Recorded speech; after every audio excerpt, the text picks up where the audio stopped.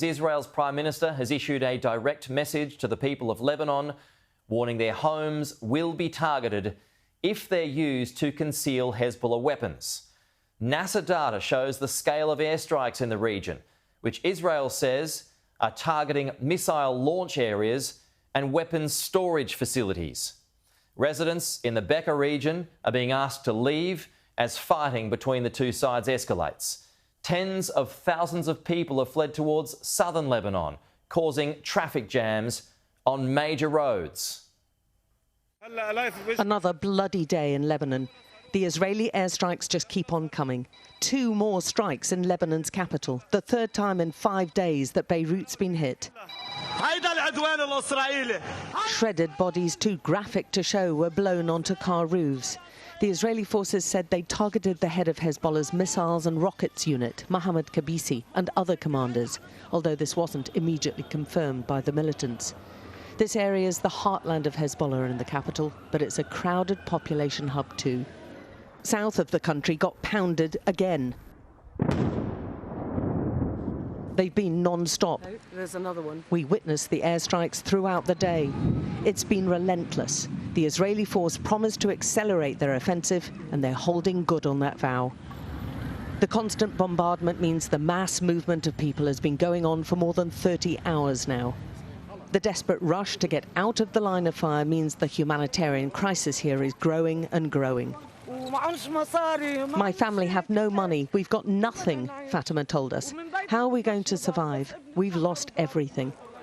Like many here, her home was bombed and people have been scrambling to get basic supplies. The emergency workers are overwhelmed, struggling to cope with scarce resources and a sudden spike in the numbers who've been forced out of their homes, on top of those who fled over the past year of cross-border exchanges. Half of the IDP's people, they stepped in the garden, in the beach, without any tent, any cover, any blanket, in the streets and in their cars. For that's it, it's a disaster. And you see, when you see the eyes of the babies and the woman, it's really. The Israeli forces hit east of the country too, the Beqaa Valley.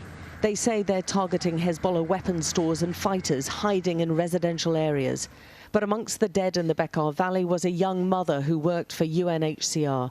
She and her young son were killed when an airstrike hit their home. Her husband and second child survived but are critical.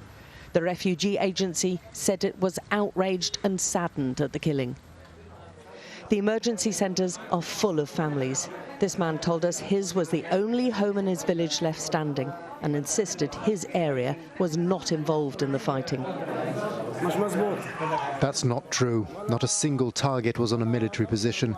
They're only hitting civilians. We don't have military operations in our village. It's been a terrifying few days for Lebanon and one of the nation's worst weeks in nearly a year, with a titanic wave of people moving out of the south and still moving. We were among the huge displacement and saw the constant airstrikes either side of the main coastal highway as people tried to flee.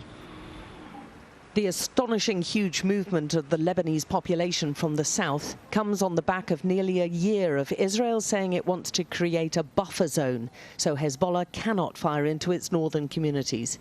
Hezbollah's linked its attacks on Israel since last October to a Gaza ceasefire, and with the Israeli forces vowing to increase their onslaught on the militants, Lebanon looks set for a very rough period ahead. Alex Crawford, Sky News, entire southern Lebanon.